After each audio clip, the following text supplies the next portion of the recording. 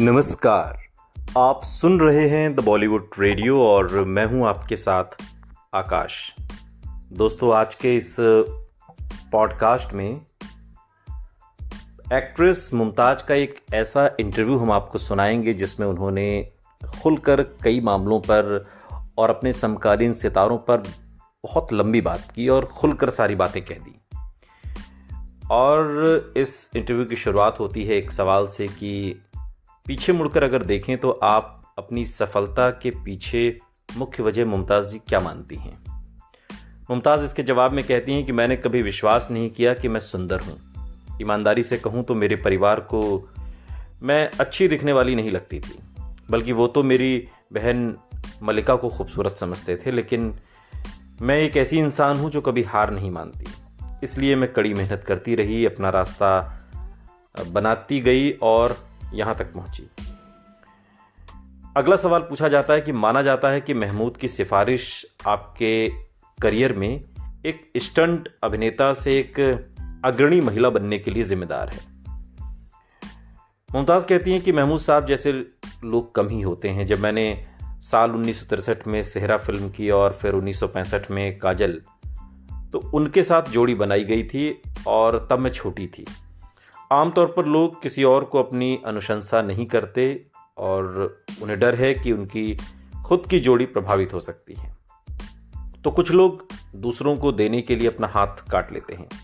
लेकिन महमूद साहब में वो उदारता थी। वो मेरी फिल्मों की रीलें आर के स्टूडियो में लेकर गए और यूसुफ साहब दिलीप साहब को दिखाई, जो कि राम और श्याम में दोहरी भूमिका निभा रहे थे, डबल रोल कर रहे थे। महमूद साहब ने यूसुफ साहब से मेरे साथ फिल्म में काम करने की रिक्वेस्ट की, जिसमें वहीदा जी भी थी।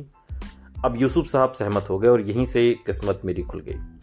उसके बाद फिर मैंने कभी पीछे मुड़कर नहीं देखा। दारा सिंह जी 1964 से 68 के बीच Tarzan comes to Delhi, Sikandar Azam, Rustam e Hind, Daku Mangal Singh जैसी तमाम फिल्में की और 1 दर्जन से ज़्यादा फिल्मों में स्टंट हीरोइन के रूप में पहचाने जाने के बाद मैंने अन्य प्रमुख कलाकारों के साथ भी जोड़ी बनाना शुरू किया। मुमताज़ से अगला सवाल पूछा जाता है कि साल 1968 में आई ब्रह्मचारी में शम्मी कपूर के साथ आजकल तेरे मेरे प्यार के चर्चे गाने ने आपको बहुत लोकप्रियता दिखाई और आपको दिलाई लोकप्रियता। आप इस पर क्या कहेंगी? तो इस पर मुमताज़ कहती हैं कि तब मैं सिर्फ, आपको यकीन नहीं होगा, 15 या 16 साल की थी और मैं घबरा गई थी, क्योंकि ये एक प्रतिष्ठित बैनर जीपी सिप्पी की फिल्म थी जिसमें प्रसिद्ध निर्देशक भप्पी सोनी और स्टार शम्मी कपूर थे। लेकिन मैं ज़िंदगी में आगे बढ़ना चाहती थी, इसलिए मैंने कड़ी मेहनत की और अपना सर्वश्रेष्ठ प्रयास किया। ईश्वर की कृपा से गानों के मामले में मैं भाग्यशाली थी। शम्मी जी के साथ मेरा सिर्फ एक डांस नंबर था। ये मेरा मुकद्दर ही था कि आजकल तेरे मेरे प्यार की इस गाने को इतना हिट मिला, लोगों ने इतना पसंद किया इसे। या तो आपके पास चलने के लिए लचक है या नहीं, धक्का मारकर आप करवा सकते हैं, लेकिन जो प्राकृतिक है वो प्राकृतिक है, वो नेचुरल है। स्वर्गीय भानु अथैया जी द्वारा डिज़ाइन की गई नारंगी साड़ी को मुमताज़ साड़ी तक कहा जाने लगा था उस दौर में, अगर आपको याद हो। फिर ज़्यादातर फिल्मों में मैं नारंगी रंग की साड़ी में होती थी। आपको याद होगा 2 रास्ते, बिंदिया चमकेगी और जय जय शिव शंकर, आपकी कसम जो फिल्म का गाना है। उन गीतों पर अगर आप ध्यान देंगे तो उसमें, हालांकि सफ़ेद मेरा पसंदीदा रंग है, लेकिन उसमें आपको वो शेडो दिखाई देगा जो आजकल तेरे मेरे प्यार के चर्चे वाले गाने में है। अगला सवाल होता है कि जब शम्मी कपूर के साथ आपका शुरुआती रोमांस हो गया था तो आप फिर परेशान क्यों थीं? यहाँ पर जो सवाल पूछा गया वो दरअसल शम्मी कपूर और मुमताज़ के अफेयर और शादी न करने के सवाल से जुड़ा हुआ सवाल था। इस पर मुमताज़ कहती कि हाँ बिल्कुल, मैं उनसे बेहद प्यार करती थी। मेरा मानना है कि शम्मी जी भी मुझसे बहुत प्यार करते थे। मुझे दुख हुआ कि मैं उनसे शादी नहीं कर सकी, क्योंकि तब मैं सिर्फ 17 साल की थी और वो मुझसे 18 साल बड़े थे। मेरे लिए शादी करना बहुत जल्दी था और मुझे कुछ बनना था। हम समझदारी से अलग हुए। उन्होंने मेरे दिल में दर्द छोड़ने के लिए कुछ नहीं किया। वो बहुत प्यारे थे और मेरा ख्याल रखते थे, लेकिन आप नियति से नहीं लड़ सकते। ईमानदारी से कहूँ तो अगर मैंने शादी कर ली होती तो ये काम नहीं होता जो मैंने बाद में किया, क्योंकि मैं हमेशा अपने दिल में एक पछतावा रखती कि मैं अभिनय करना चाहती थी, एक्टिंग करना चाहती थी और मैं कुछ हासिल करना चाहती थी। कपूर परिवार इस बात को लेकर बहुत सख्त था कि उनकी बहुएं फिल्मों में काम ना करें। फिर भी शमी जी ने एक ऐसी अद्भुत महिला, एक खूबसूरत इंसान नीला देवी से शादी की और नीला जी बहुत प्यारी हैं और वो उनके लिए बहुत उचित थी। उन्होंने पूरी तरीके से शमी जी को, बच्चों को पूरी तरीके से संभाला। अगला सवाल होता है मुमताज़ से कि चंदन वोहरा की जो फिल्म साल 1970 में आई खिलौना, उसके बारे में लोगों की धारणा बदल गई थी आपके बारे में। इस पर मुमताज़ कहती हैं कि मुझे पहले कभी इतनी गंभीर भूमिका पेश ही नहीं की गई। एक वेश्या जो मानसिक रूप से परेशान आदमी की पत्नी होने का नाटक करती है, उसे ठीक करने के लिए। आमतौर पर मैंने टॉम बॉय की भूमिकाएं की और मैं निर्माता LV प्रसाद जी का शुक्रिया अदा करती हूं, जिन्होंने विश्वास किया कि मैं भूमिका के साथ न्याय कर पाऊंगी और मैंने कड़ी मेहनत की ताकि मैं उन्हें निराश ना करूं। संजीव जी एक महान अभिनेता और सरल इंसान थे। मुझे दुख है कि वो बहुत जल्दी चले गए। कोई अन्य प्रदर्शन तो आपको गौरवान्वित महसूस कराता हो? ये सवाल अब पूछा गया कि इस चुनौतीपूर्ण भूमिका के अलावा भी कुछ ऐसा है जो आपको गौरवान्वित महसूस कराता है या जिसे आप चुनौतीपूर्ण मानती हो? मुमताज़ कहती हैं कि मेरा मानना है कि विजय आनंद की फिल्म मेरे सपने साल 1971 में आई, तेरे मेरे सपने, जिसके लिए मुझे फिल्म फेयर अवार्ड मिलना चाहिए था। चरित्र एक समर्पित पत्नी का था जिसका अपने भौतिकवादी डॉक्टर पति से मोह भंग हो जाता है और उसमें परतें थीं। एक अभिनेता के तौर पर यह चुनौतीपूर्ण था। गुल्डी के रूप में हमने अपना एक बेहतरीन निर्देशक खो दिया। जीवन की बगिया का चित्रण बहुत कसा हुआ और सौंदर्यपरक था। मैंने पूरी फिल्म के दौरान साड़ी पहनी थी। लंबी होने की वजह से साड़ी मुझ पर सबसे अच्छी लगती थी। और राजेश खन्ना और आपने लगभग 10 फिल्मों के साथ एक ब्लॉकबस्टर टीम बनाई। आपकी हिट जोड़ी का क्या राज था? अब ये सवाल मुमताज़ से पूछा गया। मुमताज़ कहती हैं कि काका के साथ मेरी कोई भी फिल्म फ्लॉप नहीं हुई। 1969 से लेकर 1975 के बीच, दो रास्ते से लेकर प्रेम कहानी तक हमने ज़रा भी परवाह नहीं की। शायद हमारे सितारे मिलते थे। हम एक दूसरे के लिए भाग्यशाली थे, अन्यथा काका एक अच्छे अभिनेता थे जिन्होंने कई खूबसूरत एक्ट्रेस के साथ अभिनय किया और उन पर बेहतरीन गाने फिल्माए गए थे। लेकिन उनके साथ मेरी हर फिल्म हिट रही। ये भाग्य का लेखा कहिए या जो भी, लेकिन अब जो भी है, काका के साथ एक भी फिल्म मेरी ऐसी नहीं है जिसको ये कहा जाए कि ये फला फिल्म है जो मुमताज़ के साथ थी वो फ्लॉप हो गई। अगला सवाल हुआ शादीशुदा जिंदगी को लेकर कि कथित तौर पर जब आपकी शादी हुई तो राजेश खन्ना परेशान हो गए थे और स्क्रीन पार्टनरशिप के अंत में रोए भी थे। इस तरह की खबरें आई थी, इस पर आप क्या कहेंगी?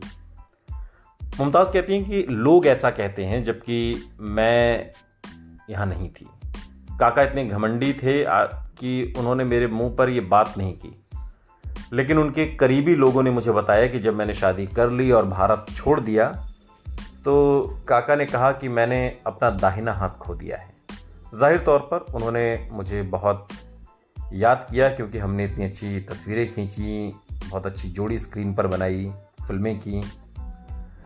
लेकिन जब वो बीमार थे तो मैंने उनसे मुलाकात की। अंजू महेंद्रो भी वहाँ पर थीं और डिम्पल भी वहाँ पर थीं। परिवार ने काका की बहुत अच्छे से देखभाल की। मुझे आज भी उनकी याद आती है। जब मैं उन्हें टीवी पर देखती हूँ तो मुझे आश्चर्य होता है कि वो इतनी जल्दी क्यों चले गए, लेकिन क्या कर सकते हैं, खुदा के आगे किसी की नहीं चलती। मुमताज़ से अगला सवाल हुआ कि फिरोज़ खान की अपराध 1972 में जो आई थी, अपराध ने आपके ग्लैमर को उजागर किया था। बिकनी सीन शूट करते समय आप कितनी सचेत थी? मुमताज़ कहती है कि मैं बिकनी पहनने से कतरा रही थी, लेकिन फिरोज़ खान साहब ने मुझे आश्वस्त किया कि अगर वो स्क्रीन पर अच्छा नहीं लगेगा तो वो सीन ही हटा देंगे। आप देखिए, मुझे हमेशा अपनी भारी जांघों को लेकर शिकायत रहती है, थोड़ा मोटापे को लेकर के। मुझे डर था कि मैं स्क्रीन पर मोटी दिखूंगी। एक एक्ट्रेस के रूप में मेरा लक्ष्य पूर्णता था और आप स्क्रीन पर भद्दे ढंग से नहीं दिख सकते थे, ये मेरी कोशिश थी। अगला सवाल होता है कि क्या आप अपने फिगर को मेंटेन रखने को लेकर काफ़ी जुनूनी थी उस दौर में? और वो कहती हैं कि मेरा फिगर बहुत ही कामुक था, मैं कभी बहुत पतली नहीं थी, मैं हर जगह भारी थी, मुझे अपना वज़न कंट्रोल करना पड़ा। एक महिला को आनुपातिक दिखना चाहिए, कंट्रोल में दिखना चाहिए। मैं मोटी कहलाना नहीं चाहती थी, लेकिन अब क्या कर सकते हैं, जैसी थी वैसी थी, आपके सामने हूँ। अगला सवाल होता है कि क्या आप अभी भी अपने लुक और फिटनेस को लेकर सचेत रहती हैं? मुमताज़ कहती हैं कि अभिनेता होने, एक एक्ट्रेस होने के साथ साथ हमेशा सर्वश्रेष्ठ दिखने की चुनौती भी रहती है। और हंसते हुए कहती हैं कि एक एक्ट्रेस से या एक्टर से हमेशा ये उम्मीद की जाती है कि वो मृत्यु के बाद भी सुंदर दिखे, जनाजा भी खूबसूरत लगना चाहिए। ये सच है, लेकिन मुझे सामान्य रूप से रहना पसंद है। मुझे गृहिणी होने का आनंद मिलता है और मैं सब्जियों, फलों की खरीदारी करने जाती हूँ। मैं हर चीज़ का अनुभव करना चाहती हूँ और करती भी हूँ। और अनजाने में ली गई अनौपचारिक तस्वीर जिसमें आप उतने अच्छे नहीं दिखते, वायरल हो सकती है। उदाहरण के लिए लगभग 20 साल पहले जब मैं कैंसर का इलाज करा रही थी तो मेरा पेट फूल गया था और वो फूली हुई तस्वीर सालों तक घूमती रही और मुझे ऐसी टिप्पणियाँ मिली कि मुमताज़ ख़त्म हो गई है, क्या थी, क्या हो गई है, और ये सब कुछ मुझे सुनने को मिला। जबकि इतनी उम्र होने के बाद भी 75 प्लस मैं हूँ, लेकिन अभी भी मैं फिट रहने के लिए एक्सरसाइज करती हूँ और योगा करती हूँ और हर वो चीज़ करती हूँ जिससे मैं अच्छी दिखूँ। अच्छा दिखना कोई बुरी बात नहीं है। और इसके बाद वो कहती हैं कि बोटॉक्स, प्लास्टिक सर्जरी या कुछ भी जो आपके रंग रूप को निखारता हो वो गलत नहीं है। दिन के अंत में आपको सुंदर दिखना ही होगा। एक वाह चेहरा, एक वाह फिगर, आप इसे कैसे बनाए रखते हैं ये आपकी पसंद है। अगला सवाल हुआ कि जाहिर तौर पर आपके छोड़ने के बाद एक्ट्रेस को आपकी तरह की सेक्स अपील का अनुकरण करने के लिए कहा गया होगा जब आपने फिल्में छोड़ी। मुमताज़ कहती हैं, मुझे अपनी तथाकथित सेक्स अपील और शक्ल सूरत अपनी ईरानी परिवार से विरासत में मिली। ये कोई ऐसी चीज़ नहीं है जिसका रेखा चित्र पेन से बनाया गया हो।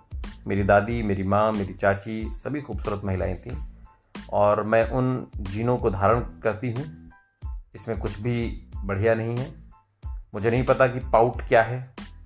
मैं उन होठों के साथ पैदा हुई हूँ और ये कोई ऐसी चीज़ नहीं थी जिसे मैंने जानबूझकर हासिल किया। जब मैंने अभिनय करना शुरू किया तो मुझसे कहा गया कि मेरी नाक बहुत छोटी है, कि मैं भारतीय नहीं लग रही हूँ, कि मुझे हीरोइन के तौर पर कास्ट नहीं किया जा सका। लेकिन जैसा कि मैं कहती हूँ कि मैंने हार नहीं मानी और हार कभी माननी भी नहीं चाहिए। आपके सुपरस्टारडम ने आपकी समकालीन महिला कलाकारों में ईर्ष्या तो पैदा की ही होगी, ये सवाल होता है। मुमताज़ कहती हैं कि वो बेहतर जानते होंगे कि वो मुझसे ईर्ष्या करते थे या नहीं, वो सभी लोग। मैं किसी के बारे में कुछ भी बुरा नहीं कहना चाहती।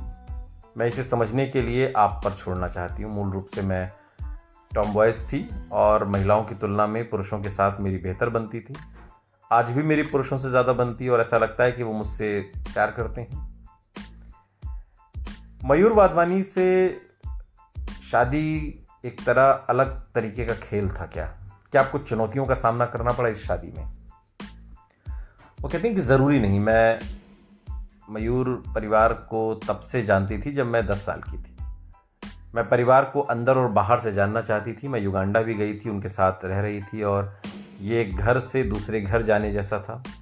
कठिन दौर वो था जब मेरा 3-4 बार मेरा अबॉर्शन हुआ और मैं डॉक्टर सोनावाला का धन्यवाद देना चाहती हूँ, जो पूरे समय मेरे डॉक्टर मेरे साथ रहे और उन्होंने पूरी निष्ठा से मेरी देखभाल की। मुझे पूरी टाइमिंग के लिए बिस्तर पर सीधे लेटने के लिए कहा गया था और मैं केवल वॉशरूम तक ही जा सकती थी। मुझे हर सुबह हार्मोन के इंजेक्शन और शाम को गोलियां लेनी पड़ती थी। मैंने नताशा की कल्पना युगांडा में की थी। तान्या को ले जाते समय मैं यहाँ कफ परेड में अपने घर में फंस गई थी। मुझे ट्रैवल करने की परमिशन नहीं थी, लेकिन क्योंकि मैंने हार नहीं मानी, मुझे अद्भुत बेटियों का आशीर्वाद मिला और उसी तरह मैंने अपनी बेटी की शादी भी नहीं छोड़ी। इसलिए मेरा मियाँ भी मेरा ही है, वो मुझसे बहुत प्यार करते हैं। बहुत पहले ऐसी अफवाह थी कि मयूर का किसी अन्य महिला से संबंध है। इस पर आप क्या कहेंगे? पुरुषों के लिए पिछले दरवाजे से संबंध बनाना काफी आम बात है। मेरे पति के पास एक को छोड़कर कुछ भी नहीं था। मैं उनका सम्मान करती हूँ क्योंकि उन्होंने खुद मुझे इस बारे में बताया था। उन्होंने बताया था कि उन्हें अमेरिका में एक लड़की पसंद आई थी। उनका जन्म और पालन पोषण अमेरिका में हुआ था, लेकिन उन्होंने जोर देकर कहा कि मुमताज़, तुम मेरी पत्नी हो, मैं तुमसे प्यार करता हूँ और हमेशा तुमसे ही प्यार करूँगा। मैं तुम्हें कभी छोड़ूंगा नहीं। समस्या इसलिए पैदा हुई क्योंकि मैं थोड़ा ज़िद्दी थी, थोड़ी नकचड़ी थी। लेकिन आज ये एक भूली हुई कहानी है, तो उम्र भी हो गई है। माफ़ तो ज़िंदगी में एक बार खुदा भी करता है। मैं एक रानी की तरह रहती हूँ। मेरे पति ने मुझे कभी किसी चीज़ की चाहत नहीं रखी। जो मैंने चाहा वो मुझे ला कर दिया। अगला सवाल होता है कि जाहिर है आपके बाद आप भी एक संक्षिप्त रिश्ते में आ जाएं। कहती हैं कि सच कहूँ तो उस प्रकरण के बाद मैं अकेलापन महसूस करने लगी थी। मैं थोड़ी रौब वाली ज़िद्दी हूँ, तो मुझे दुख हुआ, इसलिए मैंने भारत के लिए उड़ान भरी। मैं लंदन से इंडिया आ गई और जब भी आप कांटों के बीच होते हैं और कोई गुलाब लेकर आता है तो आप बहक जाते हैं। लेकिन इसमें कोई गंभीर बात नहीं थी, बस एक अस्थायी दौर था जो जल्द ही ख़त्म हो गया। मैं भाग्यशाली हूँ कि मेरे पति अब भी मुझसे इतना प्यार करते हैं और अगर मैं थोड़ा भी बीमार हो जाऊँ तो वो पूरी तरीके से हंगामा खड़ा कर देते हैं और ये बात मुझे बहुत पसंद आती है। दोस्तों, ये इंटरव्यू मुमताज़ ने एक मैगज़ीन को सालों पहले दिया था और इस इंटरव्यू में उन्होंने दिल का सूरत हाल बड़े ही खुलकर खुले अंदाज में बयां किया। सुनते रहिए द बॉलीवुड रेडियो, सुनता है सारा इंडिया।